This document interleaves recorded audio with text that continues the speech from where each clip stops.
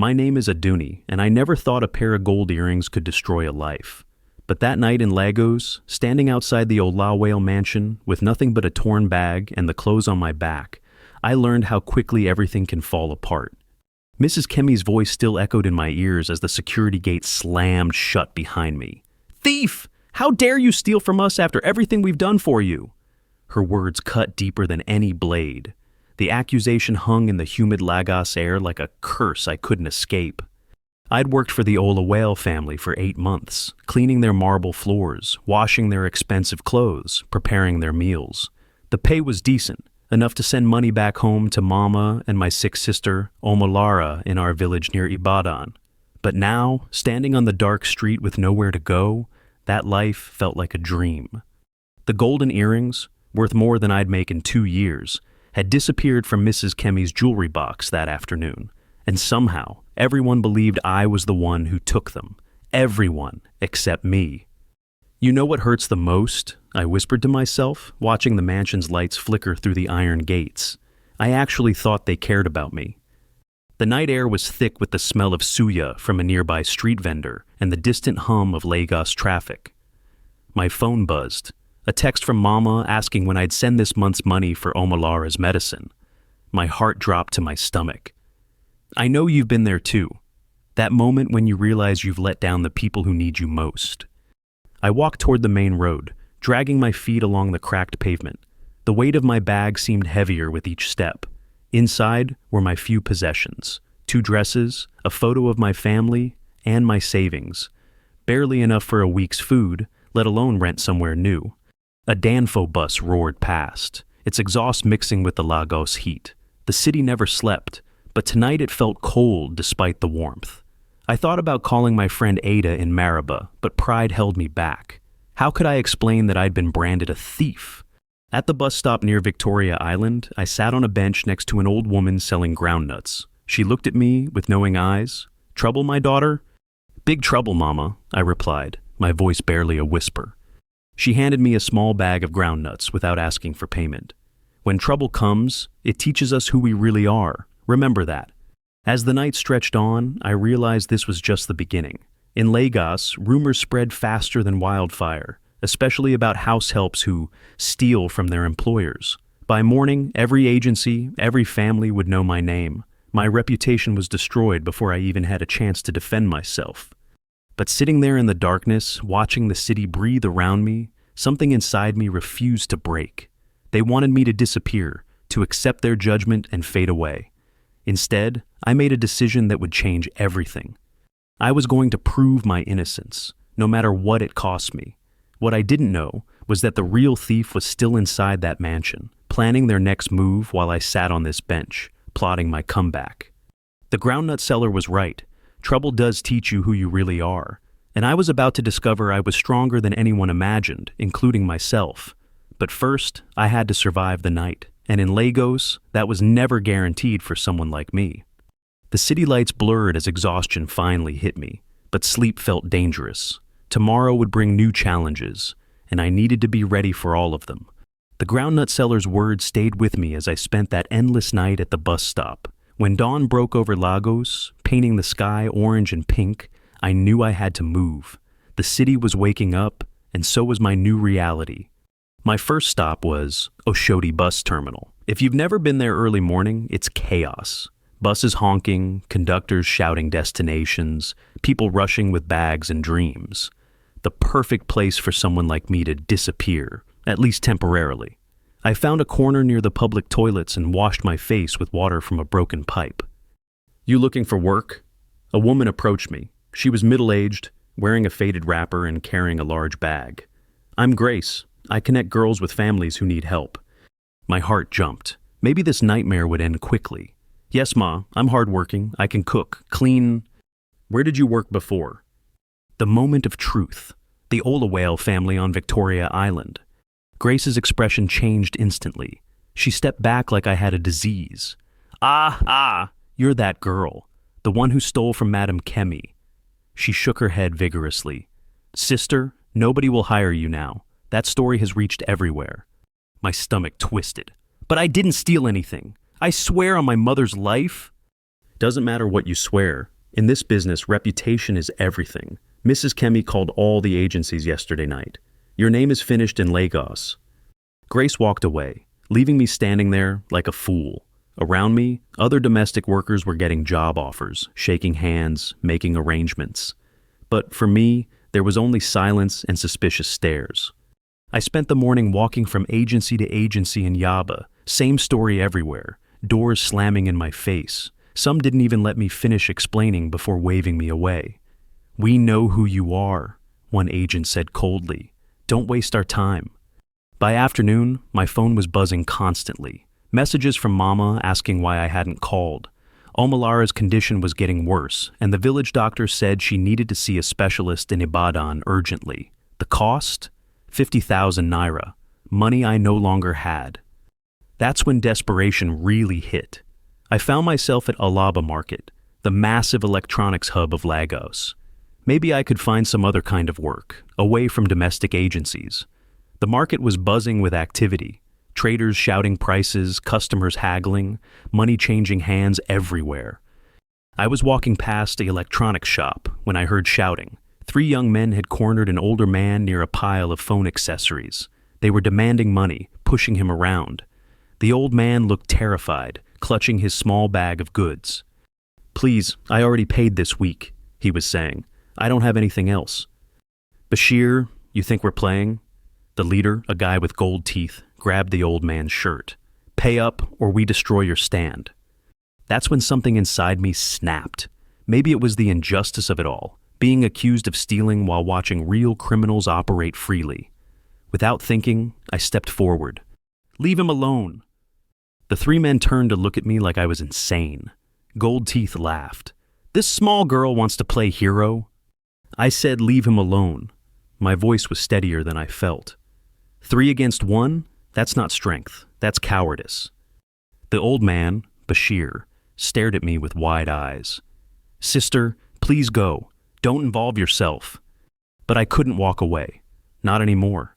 I'd spent too many years being invisible, accepting whatever people decided about me. If you want his money, you'll have to go through me first. Gold Teeth stepped closer, his breath smelling like cheap gin.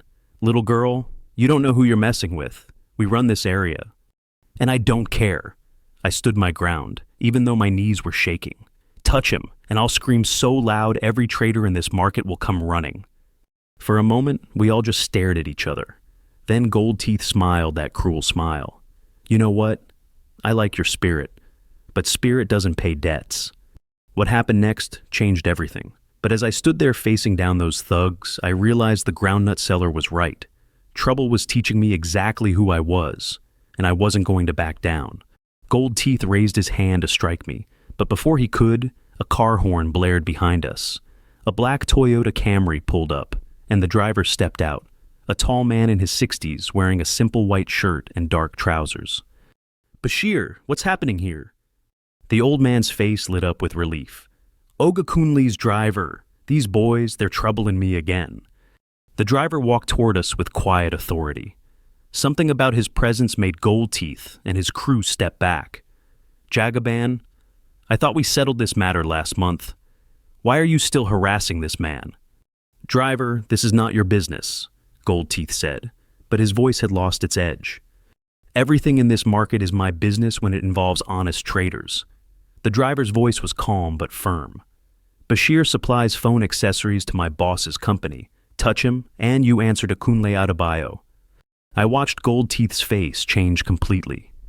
Everyone in Lagos knew that name. Kunle Adebayo, son of the president of Adebayo Petroleum Corporation, one of the most powerful families in Nigeria. Driver, we were just talking," Gold Teeth stammered. "No problem at all." "Good, then you can talk somewhere else." The driver didn't raise his voice, but the 3 thugs scattered like cockroaches when lights come on. Bashir exhaled deeply, clutching his bag. "Thank you, sir. Thank you so much." The driver turned to me, studying my face with curious eyes. "And you are?" "Aduni, sir." The girl who stood up to those boys. That was brave, also very foolish. I felt heat rise in my cheeks. I couldn't just watch them hurt him. Most people would have. In Lagos, minding your own business is a survival skill. He paused, still watching me. What's your story? You don't look like you belong in Alaba Market? Something about his gentle manner made me want to tell the truth. I used to work as a house help, but there was trouble. Now I can't find work anywhere. Bashir nodded vigorously. This girl saved me, driver. She has a good heart. The driver, whose name I later learned was Bashir too, same as the trader, seemed to be thinking, my boss needs someone to help with his household. The last girl left suddenly. Are you interested? My heart nearly stopped. Yes, sir. I can cook, clean, anything you need. It's not for me. It's for Kunle Adebayo. But I must warn you, he's not an easy man to work for. His wife died 2 years ago, and since then he's been difficult, sad, angry sometimes. I thought about Mama's text messages, about Omalara's medicine, about sleeping on bus stop benches. I can handle difficult, sir. Driver Bashir smiled slightly. We'll see. But first, I need to check your background, standard procedure. My stomach dropped. Sir, please! Don't worry. If you're honest with me now, we can work something out. What was this trouble you mentioned? I took a deep breath and told him everything. The missing earrings, Mrs. Kemi's accusations, being thrown out in the night. I watched his expression, waiting for the familiar look of suspicion and disgust. Instead, he just nodded. And you maintain your innocence? I swear it, sir. I never stole anything in my life. He exchanged a look with Trader Bashir. The Olawale family, I know them. Mrs. Kemi has a reputation for being complicated. Hope flickered in my chest. You believe me? I believe in giving people chances. My boss could use someone with your courage. But understand this, if there's any trouble, any problems at all, you're out immediately. No second chances. I understand, sir. Good. Be at this address tomorrow morning at 8. He handed me a card with an address in Lekki. Ask for me. I'm Bashir Musa, and clean yourself up. First impressions matter. As he drove away, I stared at the card in my hands. Lekki. Where the real money lived in Lagos. Where people had houses that looked like palaces and cars that cost more than my village's annual budget. Trader Bashir patted my shoulder. You have favor, my daughter. That man could have ignored everything, but he stopped to help. And now, he's helping you too. That night, I used my last 1,000 naira to rent a bed in a cheap hotel in Mushin. I scrubbed myself clean, washed my best dress, and practiced what I would say. This was my chance, maybe my only chance, to rebuild my life. But as I lay in that narrow bed, listening to Lagos breathe outside my window, I couldn't shake the feeling that something bigger was happening here. Driver Bashir's kindness felt almost too good to be true. And in my experience, when things seem too good to be true, they usually were. Still, I had to try. What other choice did I have? The next morning, I took 3 buses to reach Lekki. The address led me to a gated estate where even the security guards looked better dressed than most Lagos professionals. The houses here weren't just homes. They were statements. Massive compounds with manicured lawns, swimming pools visible through ornate gates, and cars that gleamed like jewels. Driver Bashir met me at the estate entrance. In daylight, I could see he had kind eyes and graying hair that spoke of years of experience. You're punctual. Good. Mr. Kunle values that. As we walked toward the house, he briefed me quietly. Remember what I told you. He's been different since his wife died. Some days, he barely speaks. Other days, he gets angry over small things. Just do your work, stay invisible, and don't take anything personally. The Adebayo house was like something from a movie. 3 stories of gleaming white stone, with tall windows and balconies overlooking a garden that could swallow my entire village. A fountain sparkled in the center of the circular driveway. Don't stare too much, Bashir whispered as we approached the main entrance. Act like you belong here. Inside was even more impressive. Marble floors that reflected everything like mirrors, chandeliers that caught the morning light, artwork on the walls that probably cost more than most people's houses. But despite all the beauty, something felt hollow about the place, like a museum instead of a home. He's in his study, Bashir said, leading me down a long hallway. Let me do the talking first. We stopped at a heavy wooden door. Bashir knocked twice. Sir, the new girl is here. Come in. The voice was deep, tired. We entered a room lined with books from floor to ceiling. Behind a massive desk sat Kunle Adebayo himself. He was younger than I expected, maybe 35, with intelligent eyes and the kind of presence that filled a room. But there was something broken about him too, like a light that had been dimmed. He looked up from his papers, studying me with those penetrating eyes. "So you're a Duni?" "Yes, sir." "Bashir tells me you have some complications in your employment history." My throat went dry. "Sir, I can explain." He held up a hand. "I'm not interested in explanations. I'm interested in results. Can you keep a house running smoothly without drama?" "Yes, sir." "Can you cook proper meals without burning down my kitchen?" "Yes, sir." "And most importantly, can you work here without stealing from me or causing problems with neighbors and staff?" The word stealing hit like a slap, but I kept my voice steady. "I have never stolen anything in my life, sir, and I won't start now." Something in my tone must have reached him, because his expression softened slightly. "We'll see. Your duties are simple. Clean the house, prepare meals, do laundry.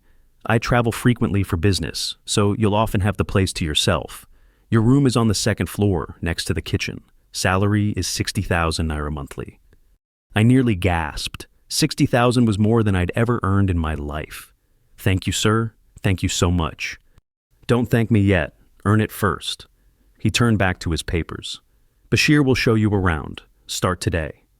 As we left his study, I felt like I was floating. Bashir smiled at my expression. "Good. He didn't throw you out immediately. That's progress." The house was enormous. 5 bedrooms, 4 bathrooms, a kitchen bigger than most people's entire homes, a living room with windows overlooking the lagoon. My room was small but clean, with its own bathroom and a view of the garden. "Few things you should know," Bashir said as we walked through the house.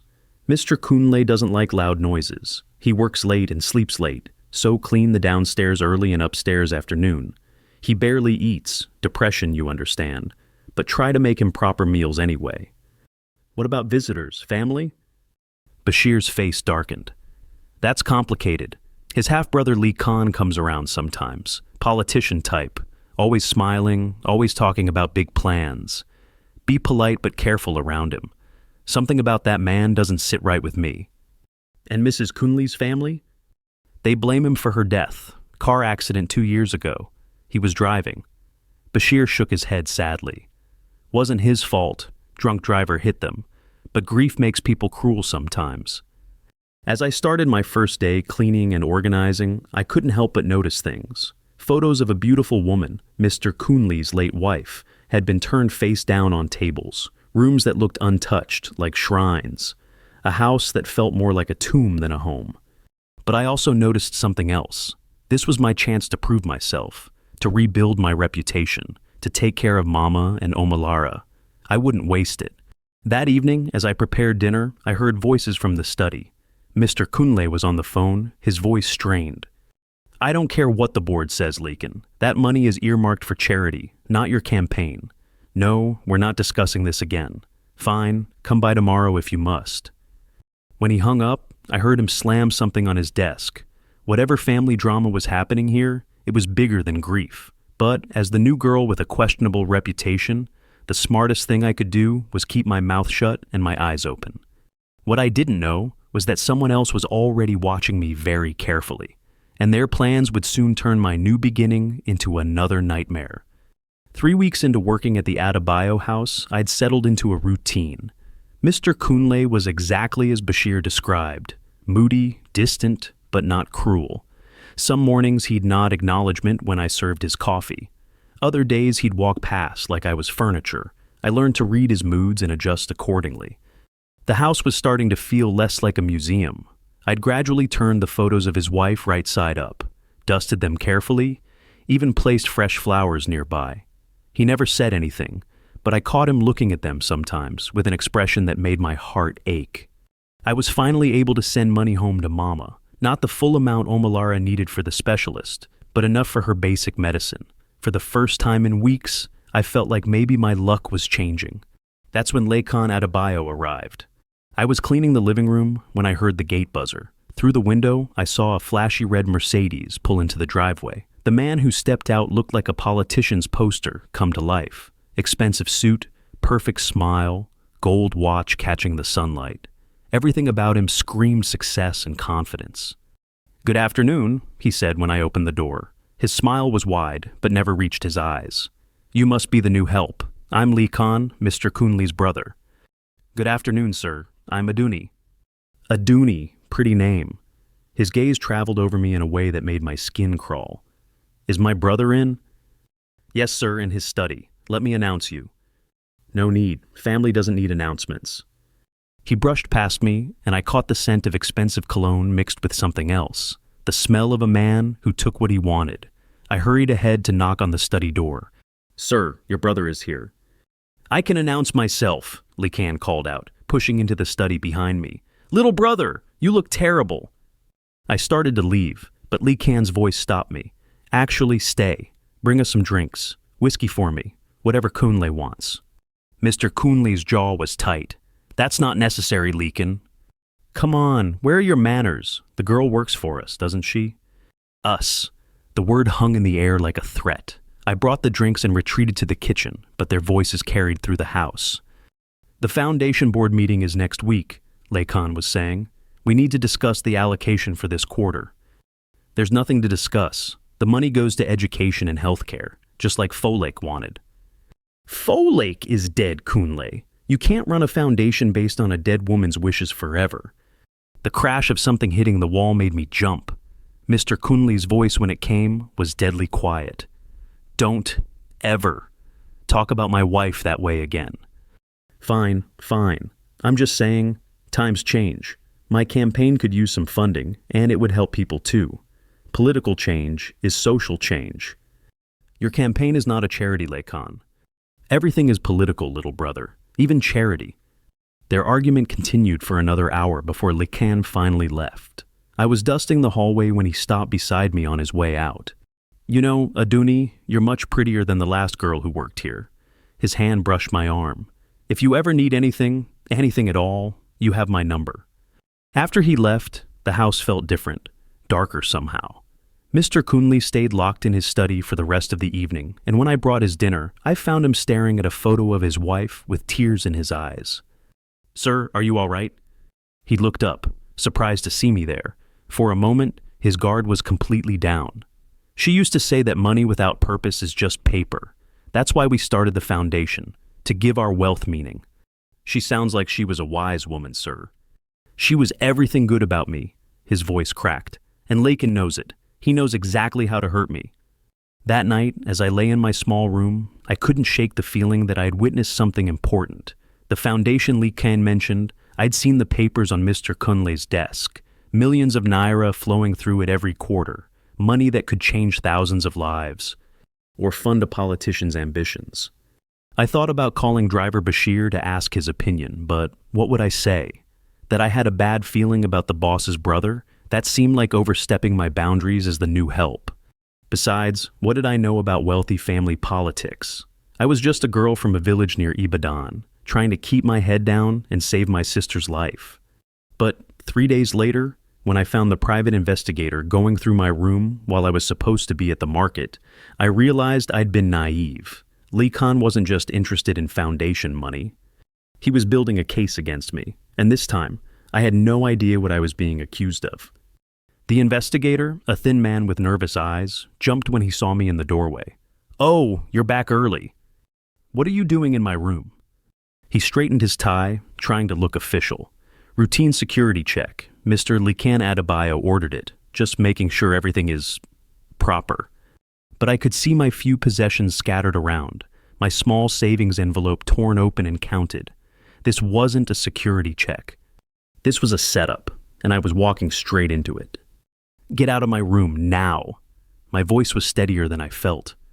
The investigator, his name tag read Fola Investigations, held up his hands like he was calming a wild animal. "No need to get upset, Miss Aduni. This is just standard procedure for all domestic staff." "Standard procedure? You're going through my personal belongings without permission." "Actually, I have permission?" He pulled out a folded paper. "Signed authorization from Mr. Lee Khan Adebayo. As co-owner of this property, he has every right to ensure security." My heart sank. Co-owner? Since when? but I couldn't show weakness now. Fine, you've seen everything. There's nothing here but my clothes and a few personal items. Fola smiled that oily smile investigators use when they think they know something you don't. Yes, I can see that. Very modest savings for someone who's been working in wealthy households. The way he said it made my skin crawl. Like he was implying I should have more money. Stolen money. I send most of my salary home to my family. And before this job, the Olawale family, correct? I said nothing, but my silence was answer enough. Interesting case, that one. Missing jewelry, accusations of theft, but never any concrete proof. He was watching my face carefully. Makes one wonder what other irregularities might surface with proper investigation. That night, I couldn't sleep.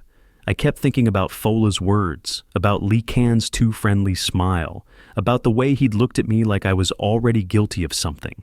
At 2 a.m., I crept downstairs for some water and heard voices from Mr. Kunli's study. "The detective you hired found nothing suspicious," Mr. Kunli was saying. "That's because she's smart." Lacan's voice was smooth, patient. "The clever ones don't steal immediately. They wait, learn the household routines, find the valuable items. Then they strike. Aduni has given me no reason to distrust her. Neither did the girl who worked for the Okafor family last year, until she disappeared with their grandmother's diamonds. That has nothing to do with... Kunla, I'm trying to protect you, and the foundation. Do you know how it would look if another theft happened? After Folake's death, people are already watching how we handle our affairs." My blood turned to ice. He was using Mr. Kunli's dead wife to manipulate him. I won't judge someone based on rumors and suspicion. Then at least let me take precautions. Move the important documents to the bank, change the safe combination, install some cameras. There was a long pause. Then Mr. Kunli's tired voice, "Fine, do whatever makes you feel better." The next morning, everything changed. Mr. Kunli barely looked at me during breakfast. When I tried to clean his study, he told me it wasn't necessary. The warm, tentative trust we'd been building crumbled overnight. Lakin arrived that afternoon with a crew of technicians who installed cameras throughout the house. "Just standard security upgrades," he told me with that politician's smile. "Nothing to worry about if you have nothing to hide." But I knew better. Those cameras weren't for security. They were to watch me, to wait for me to make any mistake, any movement that could be misinterpreted as suspicious. Driver Bashir found me crying in the garden that evening. "What's wrong, my daughter?" I told him everything, about Fola, about the cameras, about the way Mr. Kunle was treating me now. Bashir listened with a frown deepening on his weathered face. "This is not good," he said finally. "Lacan has always been jealous of his brother's success, and after Madame Folake died, he's been pushing to get more control of the family business." What does that have to do with me? Think about it. If something goes missing and you're blamed, Mr. Kunli loses another person he trusted. It makes him more dependent on Leakin, more willing to hand over control. The pieces were falling into place, but the picture they formed was terrifying. You think he's planning to frame me? I think Lakin Adebayo is the type of man who sees people as tools, and right now, you're a very useful tool for his plans. That night, I lay awake staring at the cameras in my room. Somewhere in Lagos, Fola was probably typing up reports about my suspicious behavior. Somewhere else, Lacan was planning his next move in whatever game he was playing. But I wasn't the same scared girl who'd been thrown out of the Olawale house. I'd survived on Lagos streets, faced down thugs at Alaba Market, and earned the trust of one of Nigeria's most powerful families. If Lee Hien wanted to play games, I'd learn to play too. What I didn't know was that he was already 3 steps ahead of me, and his next move would destroy everything I'd worked to rebuild. But in a city like Lagos, survival isn't just about being smart. It's about being willing to fight dirty when fighting clean isn't enough. And I was about to learn just how dirty this fight could get. The trap was sprung on a Thursday morning. I was preparing Mr. Kunli's breakfast when the phone rang. It was Detective Inspector Amika from the Victoria Island Police Station, a voice I'd hoped never to hear again. "Miss Aduni Okafor, we need you to come in for questioning, immediately." My hands started shaking. "Questioning about what, sir?" "Missing documents from the Adebayo Foundation. Important financial records worth millions of naira. We have reason to believe you may have information about their whereabouts. The kitchen spun around me. Through the window, I could see Lee Khan's red Mercedes in the driveway. He'd arrived early today, and he was sitting in his car making phone calls with a satisfied smile on his face. Sir, I don't know anything about missing documents. I'm just the house help. Miss Okafor, you can come voluntarily, or we can send a patrol car. Your choice. 30 minutes later, I sat in the same police station where I'd given my statement about the Olawale jewelry. The same gray walls, the same smell of sweat and fear, the same feeling that the world was collapsing around me. Inspector Emeka was a big man with tired eyes who looked like he'd rather be anywhere else. So, here we are again. Sir, I swear I haven't taken anything from Mr. Kunle's house. The missing documents are very specific. Financial records for the Foundation's education fund. They were in Mr. Kunle's private safe, a safe only 3 people have access to. Mr. Kunle himself, his brother Leekin, and whoever cleans the study. My heart dropped. I've never touched his safe. I don't even know the combination. According to our investigation, the documents disappeared sometime between Monday and Wednesday this week, the same time period when you were the only domestic staff member with access to the study. Inspector Emeka pulled out a folder, thick with papers. We also have a report from private investigator Fola, stating that your financial situation changed dramatically after starting work at the Adebayo house. You've been sending large sums of money to your family, more than your salary should allow. That's not true. I send most of my salary home, but it's never more than what I earn. We'll be verifying that with your bank records. He leaned back in his chair. Miss Okafor, this is a very serious matter. Financial fraud, theft of confidential documents, breach of trust. We're talking about years in prison. The room felt like it was closing in.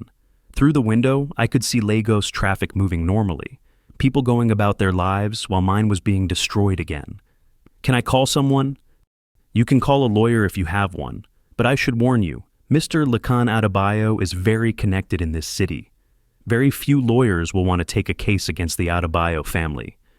I thought about calling driver Bashir, but what could he do? I thought about calling Mr. Kunle, but he probably believed I was guilty too. Everyone always believed the worst about people like me. That's when Inspector Emeka's phone rang. He answered it, spoke in low tones, then hung up with a puzzled expression. That was interesting. Mr. Kunle Adebayo wants to speak with you. He's on his way here now. 20 minutes later, Mr. Kunle walked into the station looking like thunder. His usually calm demeanor was replaced by barely controlled fury. But when he looked at me, I couldn't tell if his anger was directed at me or someone else. Inspector, I need to speak with Miss Aduni privately. Sir, that's not standard procedure in an ongoing investigation. Inspector Emeka. Mr. Kunle's voice carried the weight of money and influence. I think you'll find it's in everyone's interest to allow this conversation. We were moved to a small conference room. Mr. Kunle closed the door and turned to face me with eyes that seemed to look straight through to my soul. Aduni, I'm going to ask you once, and I need you to tell me the complete truth. Did you take those documents? No, sir. I swear on my sister's life. I've never touched your safe or taken anything from your house. He studied my face for a long moment. Then, surprisingly, his expression softened. I believe you. Sir? The thing is, those documents weren't just stored in my safe.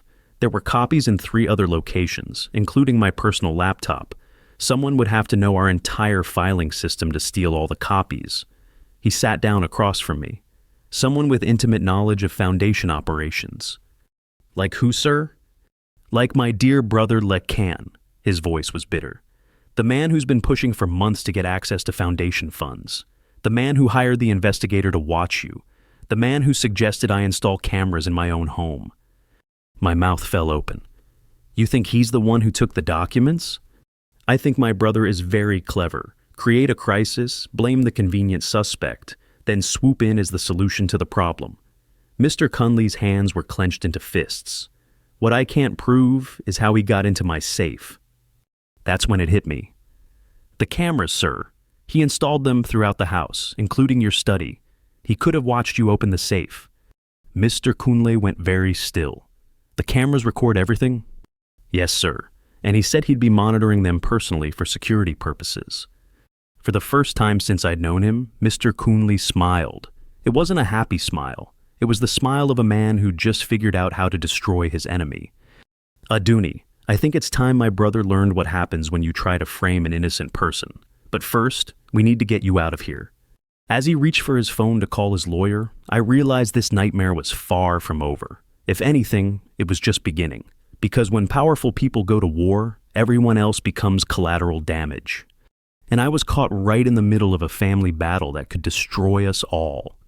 Mr. Kunle's lawyer arrived within an hour, a sharp-eyed woman named Adaora Nwosu, who moved like she owned every room she entered. She spoke to Inspector Emeka in hushed, urgent tones, gesturing at documents she pulled from her briefcase.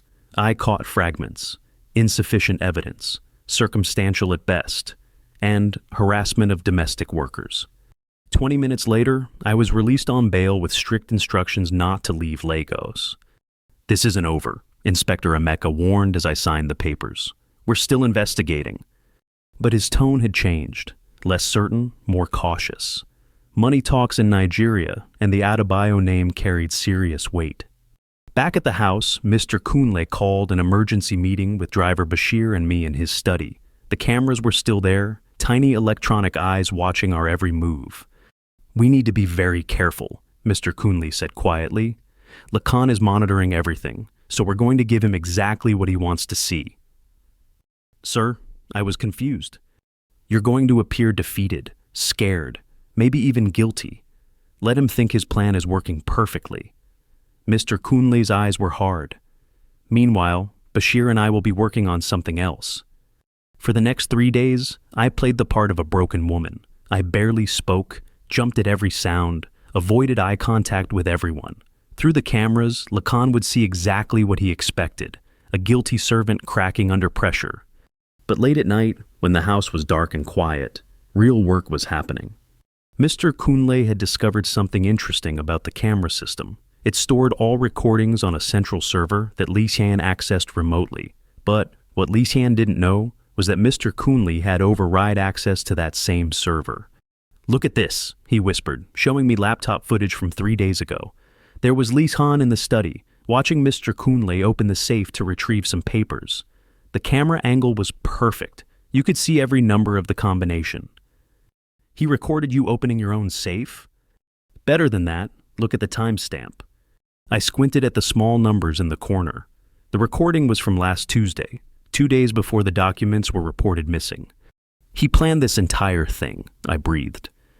Oh, it gets better. Mr. Kunle clicked to another file. This time it showed Lixian returning to the study at 2 a.m. on Wednesday, using the combination he'd memorized to open the safe. The footage was crystal clear, him removing a thick folder of documents and tucking it under his jacket. We have him. We have him stealing from his own family's foundation, but that's not enough. Mr. Kunle's expression was grim. I need to know what he's planning to do with those documents, and why he's so desperate to frame you specifically. The answer came the next morning, delivered by Fola, the investigator himself. I was cleaning the kitchen when he arrived, escorted by Lixian. They thought I couldn't hear their conversation in the living room, but sound carries in that big house. The police case is progressing well, Fola was saying. Inspector Emeka is convinced she's guilty. With her previous history at the Ola Whale house, it's an easy sell. And the bank records? Show exactly what we need them to show. Large cash deposits that don't match her salary. Of course, those deposits were made by our people, but the timing looks perfect. My blood turned to ice. They'd been setting me up for weeks, creating false evidence, manipulating bank records. This wasn't just about framing me for theft. This was about destroying my life completely. Excellent, Lixian said. And once she's convicted? Kunle will be devastated. Another betrayal, another person he trusted who turned out to be a criminal. He'll be much more willing to hand over foundation control to family members he can actually trust. Meaning me. Meaning you. With full access to foundation funds, your political career will have all the financing it needs. Senator Adebayo has a nice ring to it, don't you think? I had to grip the counter to keep from collapsing. This whole thing, The job, the investigation, the missing documents, even my arrest. It was all just one elaborate scheme to get Lekan control of his dead sister-in-law's foundation money. But as I stood there listening to them plan my destruction, something else became clear. They thought they'd won. They thought Mr. Kunle was broken and defeated, that I was just a powerless maid with no options. They had no idea what was really coming. That evening, Mr. Kunle made a phone call that changed everything. I only heard his side of the conversation, but it was enough. Uncle Emeka, it's Kunle. Yes, I know it's been a while since I called. I need a favor, a big one. Remember what you told me about fighting dirty when clean doesn't work? I think it's time I learned that lesson. When he hung up, he looked at me with something I'd never seen before in his eyes. Not just sadness or anger, but pure determination. My uncle was in the army for 30 years. He taught me that when someone declares war on you, the worst thing you can do is fight fair. He smiled, and this time it was genuinely frightening. Lekan wanted to play games with an innocent woman's life. Now he's going to learn what happens when you attack my family. Sir?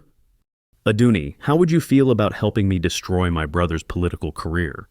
Looking back, I should have been scared, should have asked more questions, demanded more details. But after days of feeling helpless, of being treated like a pawn in someone else's chess game, the chance to fight back was intoxicating. What do you need me to do? His smile widened. Exactly what you've been doing. Play the victim a little longer, because tomorrow we're going to give Lekan exactly what he thinks he wants. And then we're going to take everything away from him. What I didn't know was that Mr. Kunle's plan was more dangerous than anything Lekan had plotted, and by tomorrow night, one of us would be destroyed completely. The only question was, which one? The plan was set into motion the next morning, with a phone call that shattered my world all over again. Aduni? Mama's voice was weak, desperate. Please, you must come home immediately. Omalara, she collapsed last night. The doctor says if we don't get her to the specialist hospital in Ibadan today, we might lose her. My hands started shaking. How much money do we need? 100,000 naira for the surgery, plus transport, medicine. Her voice broke. I know you don't have it, but I didn't know who else to call. I looked at Mr. Kunle, who was listening from across the kitchen. His face was stone, but I saw something flicker in his eyes. Mama, let me call you back in 1 hour. After I hung up, the silence stretched between us like a bridge I was afraid to cross. She's really sick? He asked quietly. Malaria complications. It's been getting worse for months. Tears were burning my eyes. I've been sending money home, but it's never enough for proper treatment. Mr. Kunle walked to the window, staring out at his manicured garden where water sprinklers kept everything green and perfect. 100,000 naira. I know it's too much. I know you probably don't trust me after everything that's happened. Stop. He turned back to me. The money isn't the problem, Aduni. The timing is. Sir? My brother is expecting you to be desperate right now. Panicked about your sister, worried about the police case, feeling trapped. His expression was thoughtful. If I suddenly give you a large sum of money, what do you think he'll assume? The realization hit me like cold water. He'll think you're paying me to keep quiet about something, or that I'm stealing it. Exactly. It would be perfect evidence that you're a criminal after all. Mr. Kunle sat down heavily in his chair. But if I don't help you, your sister could die. We stared at each other across an impossible choice. Save my sister and destroy our plan to expose Lekan, or stick to the plan and let Omalara suffer. There's another way, I said slowly. What if Lekan himself gave me the money? What are you talking about? He's been watching me through those cameras for weeks. He knows I'm desperate. What if I went to him directly, begged him for help? The idea was taking shape as I spoke. A desperate woman, out of options, turning to the only family member who might help her. Mr. Kunle's eyes widened. You want to ask the man who's trying to frame you for theft to lend you money? And think about it, sir. He believes he's won already. The police case is moving forward. You're isolated and depressed. I'm breaking down. Why wouldn't he be generous? It would make him look good, and it would give him even more leverage over me. It's dangerous, Aduni. If he suspects this is a trap. He won't, because I'll be telling him the truth about my sister. The desperation will be real. I stood up, decision made. And while I'm there begging for money, maybe I'll see where he's hiding those stolen documents. That afternoon, I walked into Lee Can's campaign office in Victoria Island like a woman with nothing left to lose, which, honestly, wasn't far from the truth. His office was everything you'd expect from an ambitious politician. Expensive furniture, photos of him with important people, posters promising a new Nigeria with his face prominently displayed. The receptionist, a young woman with perfectly styled hair, looked at me like I was a stray dog that had wandered in from the street. Mr. Leakin doesn't see people without appointments. Please, tell him it's Aduni from his brother's house. It's about my family emergency. 20 minutes later, I was sitting across from Lee Khan in his private office. He was dressed in a crisp white agbada, every inch the successful politician, but his eyes were calculating, studying my tear-stained face with satisfaction. So, the house girl needs help, he said with false sympathy. How tragic that your employer can't assist you in your time of need. Sir, my sister is dying. The doctors say she needs surgery today, or... I let my voice break, which wasn't hard because it was true. I don't have anyone else to turn to. And what makes you think I would help someone who's been stealing from my family? I never stole anything, sir, but I understand why you might think... The police seem quite convinced of your guilt. He leaned back in his leather chair. Tell me, Aduni, what exactly are you willing to do for this money? The way he said it made my skin crawl, but I forced myself to look desperate, grateful. Anything, sir. I'll work for free for as long as you want. I'll sign any papers you need. I'll testify to whatever you want me to say. His smile was predatory. Now that's interesting. You'd be willing to clarify your testimony about recent events in my brother's house? If it means saving my sister's life, yes, sir. Laycan reached into his desk drawer and pulled out a thick envelope. 100,000 naira. Consider it a loan against future cooperation. As I reached for the envelope, trying to look pathetically grateful, I spotted something that made my heart race.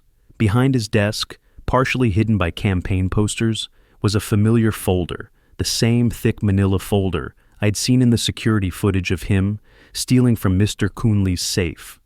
The stolen foundation documents were right there in his office. Thank you, sir. Thank you so much. I clutched the envelope to my chest. How can I ever repay this kindness? Oh, you'll find a way. His smile was cold.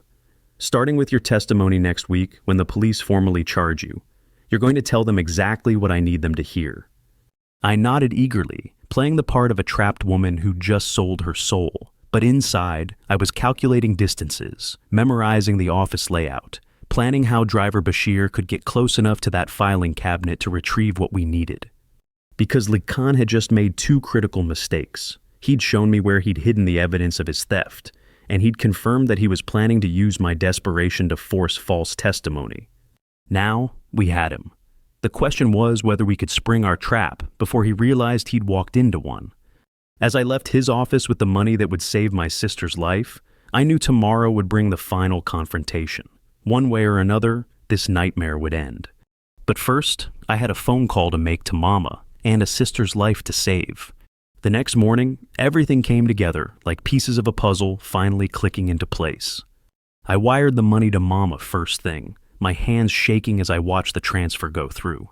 Within an hour, she called to tell me Omalara was in surgery at the University College Hospital in Ibadan. The doctors were optimistic. We'd caught it just in time. My daughter, how did you get this money so quickly? Mama asked through tears of relief. Someone help me, Mama. I'll explain everything later. What I didn't tell her was that the someone was the man trying to destroy my life, and that today, we were going to destroy his. Driver Bashir arrived at the house at exactly 9 a.m., carrying what looked like routine car maintenance supplies. But hidden among the tools and cleaning cloths were small recording devices and a portable scanner. Gifts from Mr. Kunli's army uncle. The plan is simple, Mr. Kunli explained as we huddled in his study. Laykan is meeting with his campaign manager at 11 a.m. His office will be empty except for the receptionist. Bashir will go in posing as a delivery man. And if I'm caught, Bashir asked calmly. You won't be, because I'll be there creating a distraction. Mr. Kunli's smile was grim. My dear brother has been expecting me to come begging for mercy. Today, I'll give him exactly what he wants to see. At 10:45 a.m., we put our plan into action. Mr. Kunli walked into Lee Khan's campaign office looking every inch the broken man. Wrinkled shirt, bloodshot eyes, the posture of someone who'd been drinking too much and sleeping too little. I watched from across the street as he approached the receptionist. I need to see my brother immediately. It's about the family foundation. Sir, Mr. Leakin is in a meeting. I don't care if he's meeting with the president himself. Get him, now. The authority in his voice, even in his disheveled state, made the receptionist jump. She hurried into the back office, leaving the front desk completely unattended. That's when Bashir struck. Through the window, I watched him slip through the front door like a ghost, moving with the quiet efficiency of someone who'd been doing difficult jobs for 30 years. He was in and out of Leakin's private office in less than 3 minutes, emerging just as voices rose from the back room. Kunle, you look terrible, I heard Lay Khan say as he emerged. What's this about? It's about that girl, Aduni. I know she's innocent, and I know you're behind this whole thing. Lay Khan's voice was perfectly modulated, concerned. Brother, I think you need help. Professional help. This obsession with defending a thief. She's not a thief, Mr. Kunli's voice cracked convincingly. Just like our housekeeper in 1998 wasn't a thief when you planted Mama's jewelry in her room. The silence that followed was electric. Even from across the street, I could feel the tension. That's a very serious accusation, Kunle. Is it an accusation if it's true? I was 16, remember? Old enough to see what really happened.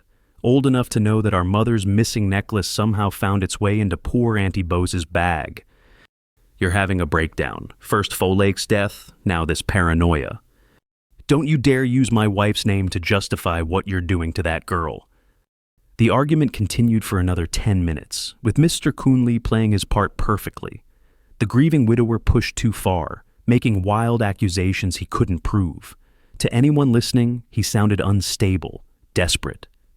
But while Lee Khan was focused on managing his disturbed brother, Bashir had already downloaded every file from that manila folder, photographed documents that would never see the inside of a courtroom, and installed recording devices that would capture every conversation in that office for the next month. By noon, we had everything we needed. The stolen foundation documents weren't just proof of Lay Khan's theft. They revealed something much bigger. He'd been systematically looting foundation accounts for months, moving money through shell companies, using charity funds to finance not just his political campaign, but a network of bribes and corrupt deals that reached into every level of Lagos politics. This isn't just theft, Mr. Kunle said as we reviewed the files in his study.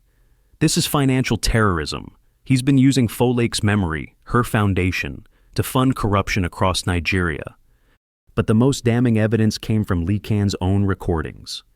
That afternoon, thinking his office was secure, he made a phone call that sealed his fate. We listened through the hidden device as he spoke to Inspector Emeka. The girl will confess tomorrow. Lacan's voice was cold, businesslike. My people have made sure she understands her options. Confess to theft and get a light sentence, or maintain her innocence and face federal charges for document fraud. And if she still refuses to cooperate? She won't. Her sister is in surgery as we speak, funded by money I personally gave her. That creates a paper trail showing suspicious cash flow. Plus, we have the bank records my people created. She's trapped. What about your brother? Conley is broken. After today's scene in my office, everyone can see he's having a mental breakdown. When I'm appointed as foundation trustee to protect the assets from his instability, no one will question it. The recording continued for another 15 minutes, detailing exactly how they'd fabricated evidence, bribed officials, and planned to destroy not just me, but Mr. Kunle's reputation in the process. That evening, we made our own phone calls. The first was to the Economic and Financial Crimes Commission, Nigeria's anti-corruption agency. They were very interested in evidence of foundation fraud and political money laundering. The second was to 3 major newspapers, along with copies of all the documents and recordings. The third was to Uncle Emeka, Mr. Kunle's army contact, who had friends in places that made even powerful politicians nervous. By morning, Lacan's world had collapsed. The headlines were brutal. Politicians' charity fraud exposed. Foundation looted for campaign funds. Innocent maid framed to hide corruption. Inspector Emeka called at 7 a.m. to inform me that all charges had been dropped and that warrants were being issued for Lee Khan's arrest. By 8 a.m., Lee Khan's campaign office was raided, his bank accounts frozen, his political career destroyed. By 9 a.m., he was in police custody, and this time, no amount of money or influence was going to buy his way out. But the best moment came 3 days later. Mr. Kunli called me into his study, where he was sitting behind his desk with a smile I'd never seen before, not just happy, but peaceful. "The foundation board met yesterday," he said. "They have asked me to expand our domestic worker protection program. Apparently, they were impressed by a young woman who stood up to corruption despite impossible odds." "Sir?" "The position comes with a full salary, benefits, and a housing allowance. Plus, we're setting up a scholarship fund for your sister's education when she's well enough." I stared at him, unable to speak. "Unless, of course, you prefer to keep cleaning houses for the rest of your life." Through tears, I managed to find my voice. "Sir, I don't know what to say." "Say yes. Say you'll help me turn this foundation into something that actually protects people instead of just throwing money at problems." 6 months later, I was wearing a business suit instead of a maid's uniform, sitting in foundation board meetings, helping to distribute millions of naira to causes that actually mattered. Omalara had recovered completely and was attending one of Lagos's best schools on a full scholarship. And Lekan, he was serving a 15-year sentence for fraud, corruption, and conspiracy. His political career was over, his reputation destroyed, his network of corrupt contacts exposed and prosecuted. Justice, as it turned out, wasn't just about courts and judges. Sometimes it was about ordinary people refusing to accept injustice, even when the odds seemed impossible. But most importantly, I learned something about myself that night when I stood on this street with nothing but a torn bag and false accusations. I learned that being underestimated can be the most powerful weapon you have. Because when people think you're just a powerless maid, they never see the real fight coming until it's too late to stop it. And in Lagos, that lesson is worth more than gold.